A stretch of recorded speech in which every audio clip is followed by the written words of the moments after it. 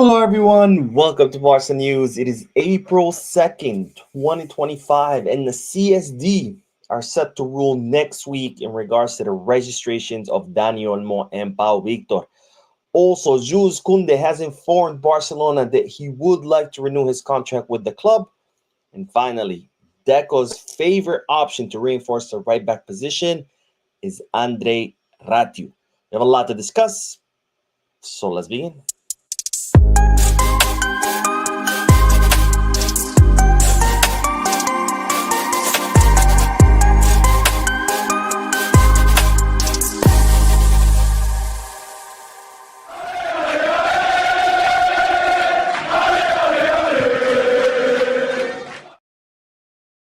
Hello, everyone. Welcome to the channel. My name is Mo, and I'm bringing you this short live stream because I'm still out of the country, so I'm not at home. I'm not in my YouTube studio, so I cannot film, edit, and post videos. So instead, I'm doing these short lives to bring you all the up-to-date Barcelona news. This is not a podcast, so unfortunately, I will not be addressing the comment section. Having said all that, let's dive right into the news because, ladies and gentlemen, we do have the first finalist of that Copa del Rey, which is Real Madrid, who today drew against Real Sociedad 4-4, but on aggregate it was 5-4 because Real Madrid did win the first leg of the semi-final 1-0.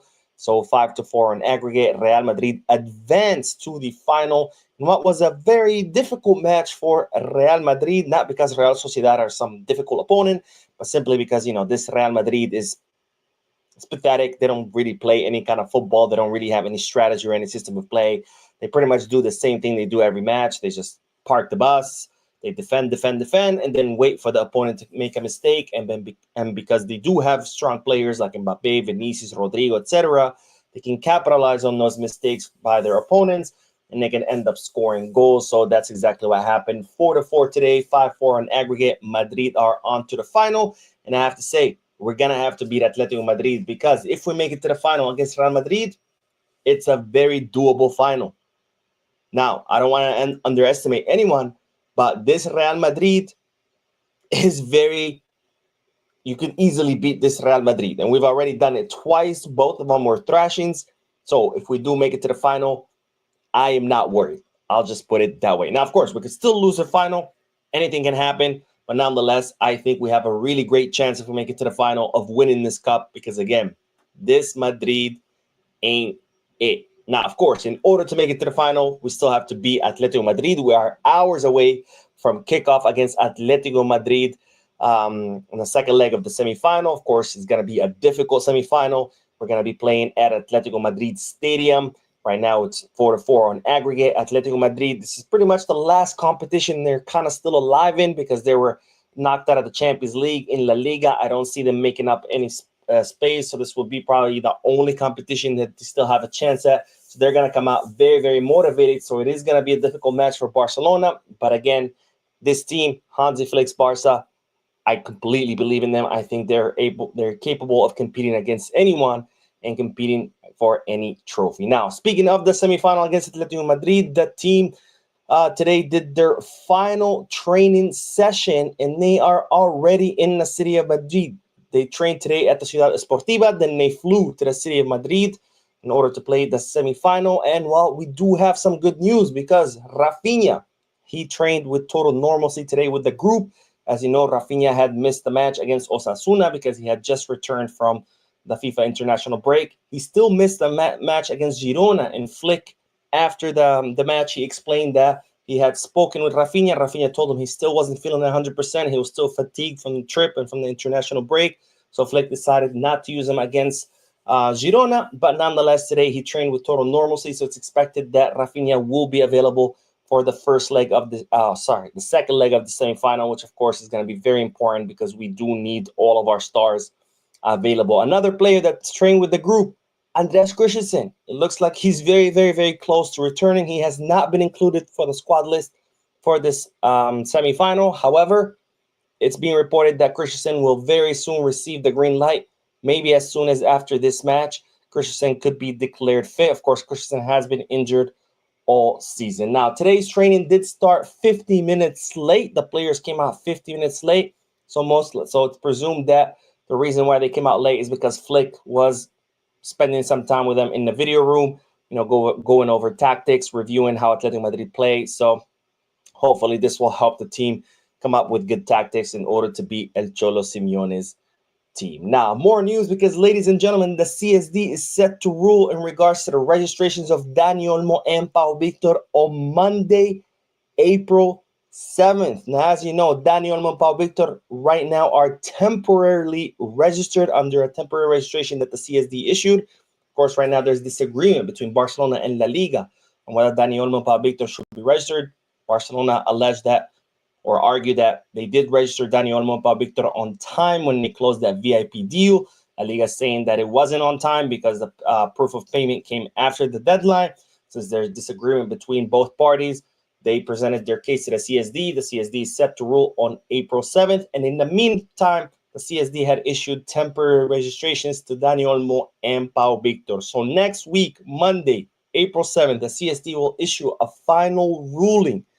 And based on that ruling, we'll know whether Dani Olmo and Pau Victor will be able to play until the end of the season or whether they're going to get deregistered. They're going to miss the rest of the season, and then Barcelona will have to re-register him next summer. Now, Barcelona are feeling confident that they have the right argument, the right precedent, etc. in their favor. We'll see, but we will know for sure by next Monday. Now, more news because, ladies and gentlemen, Jules Kounde has informed the club that he wants to renew his contract with Barcelona. Now, Jules Kounde's contract expires in 2027. Barcelona want to extend his contract, and in fact, they had approached him and reached out to him to inform him they want to renew his contract. As you know, Barcelona are currently hard at work trying to renew all their most important players. They've renewed players like Pedri, like Gabi. They've also working on the renewal of Rafinha and Jules Kounde, being that his contract expires in 2027.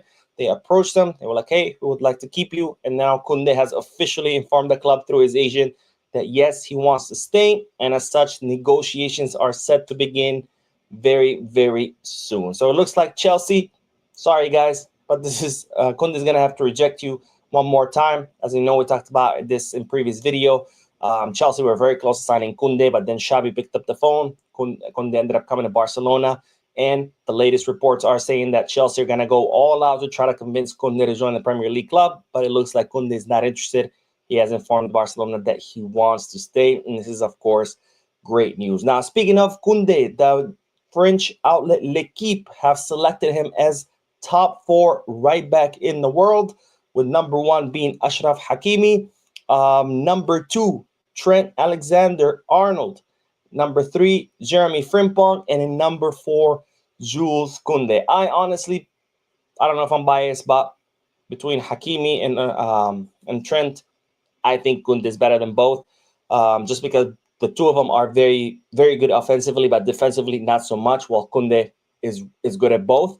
Frimpong, they're right there, right? But to me, I think Kounde and Frimpong would be ahead of Hakimi and Trent Alexander-Arnold. But of course, I want to hear you guys' thoughts and opinions. Let me know down below in the comment section what your order is between those 4 right backs. Now, speaking of defenders, we do have news because Jonathan Tah is now reconsidering coming to Barcelona. Now, it seemed that Jonathan Tah was coming to Barcelona for sure. He was leaving Bayer Leverkusen at the end of the season as a free agent. Deco had reached out to the player, and it looked like they had reached a pre-agreement for Tah to join Barcelona in the summer. But since the renewal of Ronald Araujo, Barcelona have completely frozen this operation because, of course, we have way too many center backs, right? We have Iñigo, Cubarsí, Araujo, Eric Garcia. We don't know what's going to happen with Andreas Christensen. So for now, Barcelona have completely frozen this operation. They have not reached out to Tah. They have not made an official offer. And since Tah hasn't heard from Barcelona for many, many weeks, it's reported that now Tah is considering going somewhere else. Of course, he's going to have plenty of options because there are plenty of clubs interested in him. And unless he hears from Barcelona, he's going to go somewhere else. So I do want to hear you guys' thoughts. What do you think about the Tah situation? Do you think Barcelona are making a mistake now reaching out to him? Is it for the best? Let me know down below. And we'll end this video with the news in regards to another defender, and this is Ratiu, the 26-year-old right back Rayo Vallecano, which we've talked about in the past. This is someone that Barcelona are considering to reinforce the right back position, and it turns out that he is actually Deco's #1 option to reinforce the right back position. But what's the news? The news is that Bayer Leverkusen have reached out to Ratiu's entourage. They're trying to sign him because they looks like Jeremy Frimpong is going to end up leaving in summer, so they're looking for a replacement, and they have eyed Ratiu as a replacement for Frimpong. So unless Barcelona acts quickly, Bayer Leverkusen could end up snatching Andre Ratiu away. Now, what's the problem with all of this is that Rayo Vallecano, they don't negotiate. You either pay the release clause or you can't have the player. And right now, the release clause of Ratiu is 25 million euros, which Barcelona reportedly believe it's a little bit high for a player of the caliber of Ratiu. Anyways, that is all the news for this video. I'm going live in a few more minutes because there's more news to cover. Don't forget to hit the like button, subscribe to the channel, drop a comment. And as always, these